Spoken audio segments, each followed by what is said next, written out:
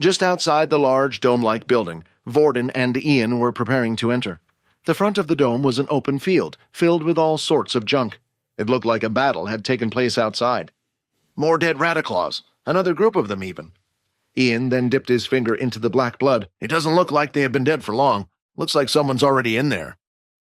The two of them, now inside and with the door shut, noticed something. It was incredibly dark inside the training center. As Ian took a step forward, he could hear the sound of glass cracking. Now why would someone go to the trouble to take out all the lights? Ian said.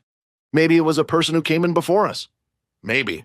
Here, take this, Ian said, as he chucked over a small pebble-like item. As Vorden tapped it once, a small orange glow emitted from the stone and surrounded him. What about you? Ian then pulled out another stone, tapping it before putting it on his waist. Now, are you going to tell me about what just happened, or are you going to keep that secret as well? No secrets. My ability allows me to copy other abilities. I copied it when I saw you use it at the library. That's kind of cool. I wish I could do something like that, Ian said. Come on, let's go. The two of them continued to walk along the dark hall. Psst. Hey, Vorden, this is your last chance. Switch with me now, Rayton said. If the portal's in here, I can save you the hard work and kill him straight away. Buzz off, will you? Fine, but that was your last chance. The two of them had finally arrived at the reception room. Each of the lights above were smashed in. As soon as they entered, fierce growls started coming from the hallway. A loud screech echoed through the entire arena as the creature had spotted its prey and was now running full force towards them. Transformation will now begin. As soon as this message appeared, a shooting pain could be felt all over Quinn's body. The white of his eyes slowly started to fill with black, and his teeth started to grow in size. His nails grew slightly larger, and his skin started to form around his body even tighter. Your mind is unstable. Your bloodlust has reached its maximum level. You are now a crazed bloodsucker. All stats will be doubled. Health will be halved. While in this form, all blood skills are unavailable. After transforming into the bloodsucker, Quinn's thoughts, his emotions, everything that made him human were gone. His body acted on its own, and that single thought of blood occupied him. Then, a few moments later, Vorden and Ian had entered the room. As the beast held out its claws, Ian too came out with his fists. You want to battle with strength, then? However, the beast's hands had wrapped around Ian's fist and stopped them in its tracks. Then, using its nails, it dug into Ian's fist, drawing out blood. As it smelled the blood fall from Ian's hands, it started to growl and screech even more. It opened its mouth, revealing two huge fangs. Then the beast lifted both of its legs off the ground and kicked Ian away, causing him to fly into the nearby wall. It started to rush forward as it saw Ian was injured, but before it could reach him, a metal chair from the stand came flying out from the side and knocked the beast away. Vorden quickly rushed to Ian's side and lifted him off the ground. Thanks, kid. What was that? Vorden asked. I don't know. I've never seen anything like it, but it looked like a humanoid-type beast, Ian replied. The chair didn't keep the beast down for long, as the smell of blood was too strong. Turn on your lightstone, Ian said. As the two of them turned on the lightstone, the beast suddenly stopped. It covered its eyes and backed away from the two. It looks like I was right, said Ian. That beast must have been the one to take out all the lights. It looks like it's super sensitive. But the two were foolish, thinking the lightstones would be enough to keep the bloodsucker away from its prey. The beast didn't need to rely on its eyesight to know where the two were. The smell of Ian's blood was enough. From the stands, it started to rip out the chairs and proceed to hurl them at the two. Luckily, the chairs were made out of a metal material, so Ian and Vorden were able to repel them away. The chairs continued to be chucked at an incredible rate as each one was ripped from the stands. Then the beast decided to rush forward with its eyes closed. As it got close to the two, it started to attack them blindly. How does it know where we are? Ian said. Vorden, get out of there, Rayton said. What do you mean? Vorden asked. Can't you see? The beast is only attacking Ian. Something is attracting it to Ian. With Rayton's words, Vorden decided to break away from Ian and ran down to the arena floor, and just like he said, the beast had completely ignored Vorden and had continued to attack Ian. We have to help him. Rayton, switch with me. No, Rayton replied. We could die. You had your chance before. It's time you learn your lesson. Get out of this one yourself, Vorden. Then a new voice was heard from within. I will help you. Ian and the beast continued to do battle. Unfortunately for Ian, the only source of metal he could control in the arena were the chairs, and it took him some time to attract things toward him. He had 2 chairs out from the stands and would use them as shields, blocking the beast's attacks. However, every time the beast would hit with its fist, it would completely tear through the chairs. The attacks were too powerful. Then the beast leapt through the air with its fangs wide open. Ian had no choice but to shove his forearm into the beast's mouth, hoping to avoid a fatal blow. He screamed in pain. "My blood is being consumed. 10 of 100, 14 of 100, 25 of 100. As the beast was busy feasting on its meal, it was unable to notice the flying sharp object coming toward it. Like a spear, a metal flying object had come out and pierced the beast's shoulder. The blow was fast and powerful, knocking him off Ian. "I just want to find my pet Quinn," the little one said. The paralysis effect from the bloodsucker was slowly starting to wear off, and as it did, Ian lifted himself off the ground to have a look at just what was going on. In the center of the arena was lit up by the small glowstone where Vorden was standing. As the bloodsucker lifted himself off the ground, he pulled the metal object that had been lodged into his shoulder and dropped it onto the floor. Rack! Instead of going in straight for an attack and charging in, though, the bloodsucker dug its claw into the wall and started to climb upwards. "How are we meant to see him now?" said Vorden. "It's too dark and the beast can attack from anywhere." He lifted his hands and started to crumble up each of the chairs into several metal spikes, all looming above his head. The other spears that were targeted had managed to penetrate him, going through his body and sticking him to the ceiling of the dome. However, the hole marks that could be seen in his body quickly healed up. "This thing, why isn't it dead yet?" Vorden said. Its eyes were slowly adjusting to the light that had surrounded Vorden, and now it could see the spikes as it left his side. The bloodsucker continued to move forward, avoiding each and every spike thrown at it. Then, when it was close enough, it swung its claw out. As it took a step forward, though, it felt something sharp pierce into its foot. As the beast looked down, it was another metal spike. It looked in the distance and noticed that Ian had managed to recover. Suddenly, though, tears started to fall from the little one's face. Now that the beast was close enough, the light from the stone shone and revealed the face and clothes of the beast. The beast in front of him was wearing the same uniform, and although it didn't look exactly like Quinn, it had similar qualities in its face. He didn't know what happened to make Quinn turn into a creature like this, but he could feel that the beast and Quinn was the same person. "What are you doing?" Ian shouted. "Kill it!" Ian then pulled out his trusty dagger, ready to attack, but when he looked in front of him, the beast had vanished from his view. The next second he was staring up at the ceiling, with his back on the floor. Then when he looked down at his body, his legs were now completely detached from himself, blood pouring from them. The bloodsucker then dragged the top half of Ian's body away into the hallway out of the arena, afraid that the other person might disturb its meal. The students had just been informed that the portal expedition that was meant to be going on today would be cancelled. Layla had been planning to confront Peter on the situation, especially since he had been acting so strangely, but before she could even get to him, he had already run away.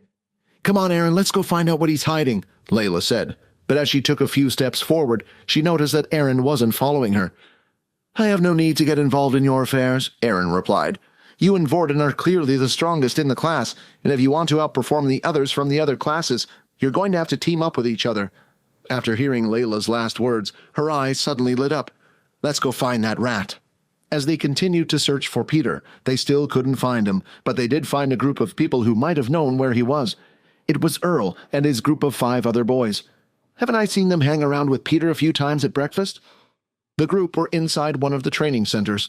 If Layla was on her own, she would have never approached the group, but she had Aaron by her side. "We're not here looking for trouble, just wondering if you knew where Peter was," she said, putting on a fake smile. The group looked at each other and started to laugh. "Peter?" Earl said. "I wouldn't be surprised if that kid tried running out of the city by now. Anyway, buzz off, you two. We're not saying a single thing. If you want to find Peter, then go find him yourself." Aaron then started to walk up to the group of 5. "I don't want to waste any more time." Before the other students could even react, she had already thrown the ice spear, hitting Earl on his shoulder and pinning him against one of the drums that were used to show a student's power. As Earl's body landed on the drum, the number started to rise until it eventually stopped at 20. The group watching this knew she was strong, but the machine had only confirmed their fears. However, she didn't care. She then placed both of her hands on the ground, and a trail of ice started to appear, traveling across the floor, eventually reaching the group's legs and freezing them all in place. "Now, which one of you is going to tell me what I want to know first?" Aaron said. "Wait, I'll tell you everything," I don't know where Peter is. He was meant to meet us here a while ago, but he never showed up. Peter, we're not sure exactly what happened, but we heard he pushed Vorden into a portal. That's all we know. We don't know why Quinn is missing as well." Of course, Earl was the one who was behind everything. He and his group had given Peter the instructions to push Vorden into the portal. When they had heard the news that 2 students were missing, and confirmed Vorden was one of them, they thought Peter had done what he asked. Unknown to them, Peter hadn't actually pushed Vorden, but Quinn instead. "The ice will melt in a couple of hours, or maybe someone in the room with an ability can help you. That's your punishment for making me wait, instead of telling this girl what she wanted straight away." As Aaron walked off, exiting out of the training center, Layla quickly followed behind her. "Thanks for that." "That wasn't for you. I just hate it when guys think they're better than us. Better show people like that their place." Just then, though, as the 2 of them were about to exit through the doors, the door opened inward and a familiar face was seen. It was Peter. Immediately seeing Layla standing there, Peter went running off, but Aaron had reached out and grabbed him by the collar, pulling him back. She then slammed him up against the wall. Before he could even think about running away again, she placed her hands on his and started to freeze him. "Peter, tell us the truth. Did you really push Vorden into the portal?" she asked. "What are you going to do, hit me?" Peter replied. "Because trust me, I have already had my fair share of pain. Whatever you plan to do to me, go ahead." Aaron then started to form a small little needle-shaped ice pick in her hand. "Really, I'm sure there are a few places I could stick this in which would leave you wishing you'd kill yourself." "Peter, I thought they were your friends. You know, every day Quinn would ask about how you were to me. Why didn't you just tell him, or even just tell us what was happening?" "You don't know what would happen if I told you guys. You go beat them up, then what? They would just come back for revenge. But do you think they would go after you, Aaron or Vorden? No, of course not. They would go after me." Peter then started to break down into tears. "I didn't want to do it. I didn't have a choice." Layla had clenched her fist and was ready to punch Peter in the face. Seeing Peter's tearful face, she dropped her hand down to her side. "You're not even worth hitting, Peter. You disgust me." She then turned and walked off and had one last word. "You always have a choice." Inside one of the meeting rooms located in the first-year building, a meeting had been called. Currently sitting at the head of the table was Nathan, and by his side was Faye, who had been in charge of the investigation of the missing 2 students. As they waited, several other teachers started to enter the room. Dell, who was Vorden and Quinn's homeroom teacher, Leo, who was the beast weapons teacher, and finally Haley, the school's doctor. "Faye, would you please inform the others of why they have been called here today?" Nathan asked. Faye then stood up with a report held in her hand. "As you have been made aware, 2 of our students have gone missing, and due to that, we have had to delay the first year's outing. However, if this was a simple missing persons case, we would not have called you all out here today." Faye then pressed a button on her controller, and a hologram appeared, revealing a certain planet, and around it there were 2 moons. "The missing students seem to have entered into a portal, but not just any portal, a red portal. How or why we do not know, but one of the students was Vorden Blade, an original from a powerful family. The mission is not to bring him back alive, but to at least bring his body back. That way the family can say their goodbyes, and it should calm down their anger." "What about the other student?" Leo asked. "The other student is not a priority. He goes by the name of Quinn Talon, a weak level 1 with no family, or an orphan. There is no need to worry about him." "Do you know where the portal leads to?" Haley asked. "As you can see in the diagram, the red portal leads to an abandoned planet named Pyoletic. It was one of the very first planets the human race had ever created a shelter on. It was safe for the most part, but as the place was filled with weak beasts. However, that was until a year had passed and nightfall had come. Beasts stronger than we had ever seen before came and attacked the shelter. We had no choice but to abandon the place," Faye explained. "This is why we have called you 4, Nathan said as he stood up. "The 4 of you will head out through the red portal immediately. Don't worry, our latest reports say that the beasts that attacked the shelter have long since moved on. The place is mostly filled with Rataclaw scum and the odd intermediate beast here and there." Dell slammed his fist onto the table. "Why should we risk our lives for a couple of students who may have just jumped into the portal themselves? Would you like to be the one to go to the Blade family and explain to them why their son has died and gone missing? How, even though we insisted on these watches to keep track of where they are, we still weren't able to keep an eye on them?" Nathan said. "This is an order, not a request." Meanwhile, Layla was still worrying over Quinn. "Don't worry too much," Aaron said. "If Vorden is with him, he will protect his friend. but she was more worried that Vorden might be used as an emergency ration during the trip, more than anything. As they were walking through the hallway, they noticed that a group of students were gossiping, and as they walked past, they heard Vorden's name being mentioned. "What did you say?" Layla asked. "Would you mind repeating that?" "We were just talking about the missing students. Dumbo here has the ability of superhearing, and had heard in the meeting saying that Vorden was stuck on a red portal planet.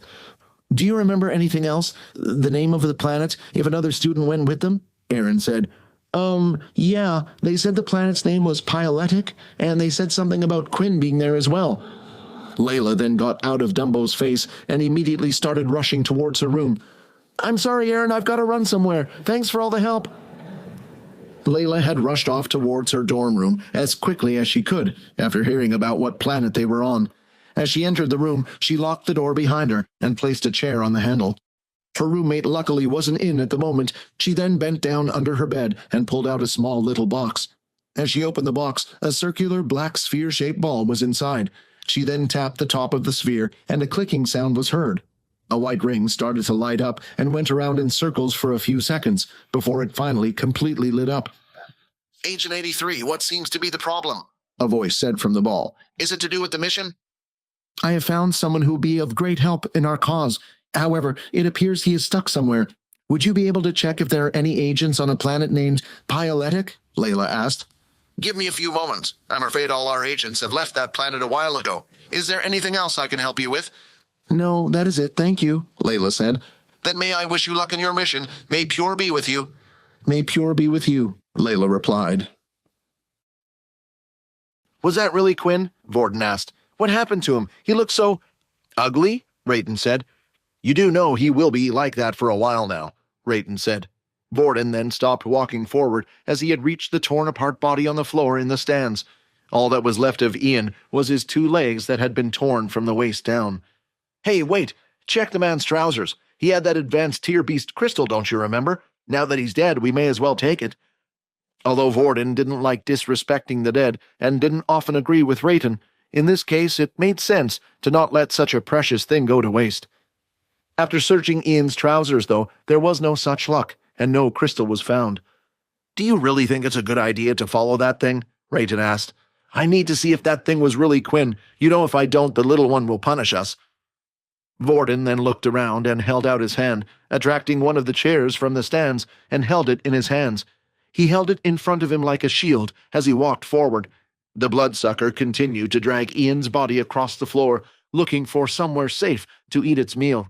It turned and turned several corridors until it finally arrived at what looked like resting quarters. 35 of 100, 42 of 100.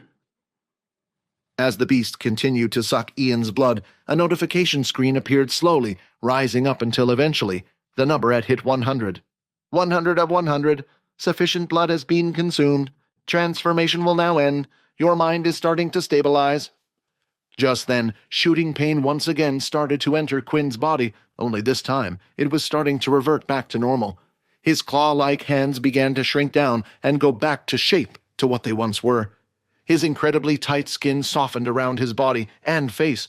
His ears were no longer pointed, and his teeth too returned to normal, and finally the white in his eyes could be seen once again. Then images started to flash into his head, everything that he had done while he was the bloodsucker. Even though he had no control, he felt like he was there every step of the way. "Vorden, what's he doing here?" Then more images started to flash into his head, and finally he remembered slicing a man in half. "It was me!" "First human killed. High-level user detected. Reward instant level up. Congratulations, you are now level 10. Evolution process has begun." Evolution process? Just then, Quinn's heart started pounding harder than before. His veins all around his body started to show as the blood rushed through. Quinn could feel every little part of his body, but it wasn't a nice feeling. It felt like his blood was made of spikes as it went through and around his body. He could feel it tearing everything apart. Just then, a footstep was heard entering the room. Vorden had arrived. "Quinn? Get away!" Quinn groaned out as the pain continued to shoot through his whole body. "Maybe I can help." "I said get away." Quinn's voice sounded deep and dark as he lifted his head. Vorden could see his eyes were now glowing red. "Hey, Vorden, I think you better listen to the kid. He could be turning into that thing again," Rayton said. But it was too late. Vorden had taken one step too many and was now within striking distance. Quinn lashed out, flinging his arm at Vorden. However, he was able to lift his metal chair up in time, blocking the attack, but it didn't do too much. The metal chair was immediately ripped by Quinn's hands, and the attack managed to craze Vorden's chest, flinging him backwards. "Blood!" Quinn screamed. "Give me blood!" "What did I tell you? That chair was useless," Rayton complained. "Quick, seal the door shut." Vorden no longer hesitated, and using his abilities, he pulled the broken door back in place and, using all his powers, quickly sealed it up. Quinn was no longer chasing after Vorden, but instead knelt on the floor, crying in pain. Vorden stayed there with his hands held up, holding the door in place, fear that whatever was inside or whatever was happening to Quinn would come out again and attack him. The screams continued for a good 15 minutes, until they eventually died down and stopped. "Quinn?" Vorden called out softly, hoping not to startle him. "Is everything okay?" "Yeah," Quinn replied. "Just give me a few moments. I'll let you know when it's okay." "Congratulations, evolution was successful. You are now a vampire. Level 10. Race, vampire. 0 of 100 EXP. HP 60 of 60. Strength, 15. Agility, 15. Stamina, 15. Charm, 5. Blood family bonus, 0. Just looking at his status screen alone, so much had changed. Quinn had yet to put his extra stat point, but it seemed like 2 more options were added to the stats screen. The first one being the charm stat, and the second being a blood family bonus. Although with no explanation, Quinn was clueless to what these 2 things did. Now that he was a vampire instead of a halfling, what happened when he stepped into the sun? Skill, blood ritual unlocked. 0 of 2 members. New skill, daze.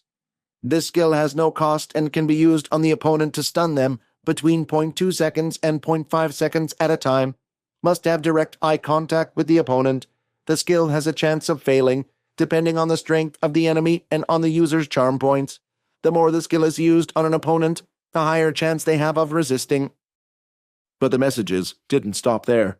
Shop has been unlocked. New tutorials have been unlocked. System level 2 will now activate. "Congrats," the man said. "You have now officially joined the family. I thought maybe a simple human wouldn't be able to make it this far, but it looks like my little experiment was a success. Now that the system has been upgraded to level 2, I had a good friend of mine install an AI system with my voice. It's amazing, right? Now you'll never feel alone again, and if you ever have a question about the system, just ask." "What?" Quinn thought. "Why wasn't the system like this from the beginning?" Now you're probably thinking, why didn't I design it this way from the very beginning? The truth is, you needed to be able to get this far on your own. I'm sorry, but now that you are a vampire, others will come looking for you. They have already blended into society, so it's almost impossible to tell who is one and who isn't. If you want to live a life of freedom as I did, then get stronger, create a force of your own, and fight back. Good luck, my friend. I'm really not human anymore, am I? Before Quinn was to check out all the new things the system had revealed, there was one more problem he needed to face, and it was on the other side of the door. It was time to confront Vorden. Around 10 minutes had passed since Vorden had last heard Quinn say anything. Then movement from the other side of the door was heard, as Quinn started to lift himself up from the ground. "Vorden, are you still there?" Quinn asked. "Yeah, I'm here. You all right now?" "Yeah, I'm okay. You probably want to know what just happened, don't you?" "Well, I'd be lying if I said no." Quinn then took a deep breath as he prepared to tell Vorden the whole tale. He slowly started at the beginning, about how he had obtained a book, all up to the point where he had arrived in the portal world, eventually turning into the bloodsucker. There were some details he decided to leave out, though. There was silence between the two for a few moments as Quinn finished the story. "You know, I knew you were different from the moment I met you," said Vorden. "What do you mean?" Quinn asked. "Do you know how abilities work? Every person has a number of mutant cells inside their body that they can activate. My ability allows me to replicate these cells from one person into my own body. But when I shook your hand, I felt the different cells in your body, Quinn. Just for whatever reason, I couldn't replicate them. It was the first time something like that had ever happened." "Are you scared of me, Vorden?" "Scared, Quinn? Everyone has their own secrets that they don't want others to know, some more so than others. It's understandable why you hid it." Vorden then turned around and moved the metal door out and into the corridor. To his surprise, Quinn looked almost like a completely different person. He had a whole new energy surrounding him. Quinn had grown a few inches in height, His skin looked super smooth and had gone slightly pale, while his face looked a little more masculine. "Now this might be a tough one to explain," Vorden said. They continued to walk around and ended back in the arena where the two of them fought. Based on Ian's information, the portal was most likely to be in this building. After searching around for a while and no success, the two of them sat down on the arena floor. Quinn asked why Vorden was even here in the first place, and gave the simple reply of, "I came after you." The two of them started to laugh and joke about a few things as time passed by. "It's a shame you can't use your abilities in school. If it was a normal ability, my family could offer you protection. The military wouldn't try hurting you." Although Quinn could try to pass off the vampire abilities as something normal, there was the problem that there was no skill like it. On the video the system had shown, the blonde man stated others would now be looking for him. Were others referring to other vampires? If so, he needed to keep this a secret even more so than before. From the sound of the video, they didn't sound like they would be welcoming to him. Then something clicked in his head. There was something he could learn that wasn't part of his vampire skills. The level 6 ability book, the Shadow Book. While Vorden continued to search the arena for some type of secret exit, Quinn was pretending to look for one as well while walking around. "Would you like to take out the level 6 Shadow ability book?" This time, rather than a monotone robotic voice the system usually played in his head, it was the annoying, energetic blonde man's voice. "Inspect. Level 6 Shadow Book can only be learnt by those that have been blooded." Blooded? Was that another name for vampires, perhaps? It started to make Quinn ask more questions about the book. Why did the military keep such a high-level book locked away? He had never heard of someone possessing a shadow ability before. Just then, the annoying voice was heard again. "So it looks like you want to learn more about the book, huh? Please?" Quinn said while gritting his teeth. "Your guess is correct. Blooded refers to those that have been blessed or cursed, whichever way you want to look at it, with vampire blood. It doesn't matter if they're a halfling, a vampire lord, or even a ghoul. As long as they possess some of the vampire's blood, they are able to learn these abilities. Do you know why the book was here?" "I have no clue." "Is this the only ability book vampires can learn? And can vampires learn more than one ability?" "Just like humans, vampires are only able to learn one ability." Quinn had asked the AI more questions, hoping to get an answer it had no clue, and would just reply back with sarcastic answers. With that being said, there was one person in the room that was knowledgeable about these things, and he might just know about the shadow ability. "Vorden, have you ever heard of an ability that uses shadows?" "Shadows? Honestly, my gut instinct would be no, or at least not the world anyway. But you were honest with me, so it's time I'll be honest with you," said Vorden. The two of them then sat down a few chairs apart in the stadium. "Remember when I said earlier how I kept an eye on you because I couldn't copy your ability? Well, you're not the first one, or not the first one in our family," said Vorden. "As you know, I'm an original, so our powers have been passed down from generation to generation for hundreds of years. In my great-grandfather's journal, there was a time he said he had come across another user with an ability. Now back then this was rare. The whole world still didn't know humans had super capabilities. But each time we would come across one, my family would log it, especially since our ability relied on others." "So is that why you were so interested in me? When you say it like that, it sounds a little strange. I assure you I don't think of you in that way," Vorden said awkwardly, but then his face went serious. "Now that I told you, tell me, how would something the public not know about would you know about?" At the moment, Quinn lifted the ability book in his hand. "Whoa, you actually found it! Well, what are you waiting for? Let's learn it now. We have all the time in the world and we're stuck here doing nothing." "Well, I really did want to learn it, but the problem is if I did, others would be after me, just like they would for the vampire ability." Vorden started to think long and hard if there was anything he could do to help him. Then his master plan came to him. "I think we can use the situation we're in to your advantage," said Vorden. "The school must know by now that we have been sent to another planet. You can just say you found the book here, that you learnt it for your survival. They'll know you're level 1 trash." Vorden paused for a moment after saying those words. "I mean, they all think you're just a level 1, right? I'll say while we were in the portal world I protected you, and as payment, after learning the skill, you decided to hand the book over to me. That way the people will no longer be bugging you for it, but my family instead. Are you sure your family will be okay with that?" For a split second, Quinn thought he had seen Vorden's face drop, but then he blinked and looked again. It was completely normal. "Now, what I'm about to tell you, they would probably teach you at the school later on anyway." Vorden then started to use the magnetism ability he had obtained from Ian. He pulled over a small bolt and began to levitate around in his hand. Everyone knows about the power level system. There are 8 levels in total. These levels are actually determined by how many mutant cells you are able to activate in your body, and not actually determined by strength. But if the power levels don't actually determine strength, then why the test when we started school? Quinn asked. The test the military gives you is actually to put you into the subcategories they created, the 1.1, 1.2, etc. This can sometimes be determined by what skills you have as well. Quinn was suddenly confused because he was sure he had seen the number 5 on it before. These watches are the answer. The watches they put on us are able to determine the number of mutant cells in our body. And now that brings me to your book, Vorden said as he pointed towards it. Not everyone can activate a high number of cells. It might take a while before we can tell if you have the ability to learn it or not. It sounded harsh, but what Vorden was saying was true. He had heard examples of rich CEOs who had bought their kids' high-level ability books, only to be disappointed when they weren't able to succeed. The higher the ability book, the more information it would reveal about the method used. It was the fact that your soul weapon also had something to do with the number of mutated cells in your body as well. This would determine how strong of a soul weapon you had. The example Vorden gave was Momo. Although Momo's ability wasn't too strong in a fight, his soul weapon was incredibly powerful as a level 6 ability user. Vorden had explained that learning a level 6 ability book of the Bat would take months to learn, but while here, they could get a head start. But Quinn thought differently. There was one thing Vorden didn't know, and it was that his vampire abilities also worked like a system. Would you like to learn the level 6 shadow ability? Yes.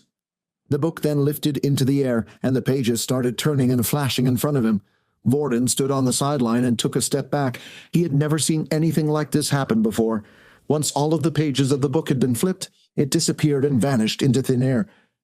Vorden immediately rushed over to Quinn, who was holding his head with his hand.